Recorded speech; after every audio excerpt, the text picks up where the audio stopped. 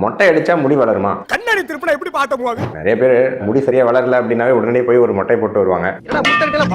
உண்மை என்ன அப்படின்னா பெரிய ஆராய்ச்சியே பண்ணி பார்த்திருக்காங்க. ஒரு 5 பேர் ஒரு காலில் வந்து டெய்லியும் அந்த மாதிரி ஏதோ ஷேவ் பண்ணிட்டே இருந்திருக்காங்க. இன்னொரு காலில் வந்து சில நாட்களுக்கு அப்படியே விட்டுட்டாங்க எதுவுமே பண்ணாம. அப்புறம் ஒரு சில மாதங்கள் கழிச்சு கம்பேர் பண்ணி பார்த்திருக்காங்க. இந்த டெய்லியும் அந்த ஷேவ் பண்ணிட்டே இருந்தவங்களுக்கு முடி வந்து ஏதாவது திக்காவோ இல்லை அடர்த்தியாவோ அல்ல அந்த முடியெல்லாம் எடுத்து அதோட வெயிட் அதிகமாயிருக்கா, ஆவரேஜா ஒரு முடியோட சராசரி எடை அதிகமாயிருக்கா, அதெல்லாம் கம்பேர் பண்ணி பார்த்திருக்காங்க. ஆனா திக்னஸோ எடையோ எதுவுமே மாறல. மொட்டை அடிச்சாலும் அதே தான். அப்புறம் வந்து மொட்டை அடிச்சா நிறைய பேருக்கு முடி வளர்ற மாதிரி ஒரு ஃபீலிங் இருக்கு அப்படின்னு வந்து பாத்தீங்கன்னா, மொட்டை அடிச்சுட்டு முடி வளரும் போது முடியோட வேர்கள்ல இருந்து முடி சின்னதா வளரும் போது அந்த ஸ்டப்னு சொல்லுவோம், அது வந்து ரொம்ப சின்னதா இருக்கிறதுனால அந்த சின்ன முடி வந்து ரொம்ப இரெக்டா இருக்கும், நல்லா ஸ்டிஃபா இருக்கும். இப்போ சின்ன குழந்தைங்களுக்கு ஏன் மொட்டை அடிச்சா முடி வளர்ற மாதிரி ஒரு ஃபீலிங் இருக்குன்னா, இயற்கையாவே அவங்களுக்கு முடி தானாவே நல்லா வளரும். அதை நாம இது கூட கோயின்சைட் பண்ணிட்டு மொட்டை அடிக்கிறதுனால வளருதுன்னு நம்ம நினைச்சுக்கிறோம். மொட்டை அடிச்சாவோ ஷேவ் பண்ணாவோ முடியோட திக்னஸ், முடியோட வளர்ச்சி விகிதம் எதுவுமே 1% கூட மாறாது. தெரியுதுல்ல மண்ட பத்திரம்.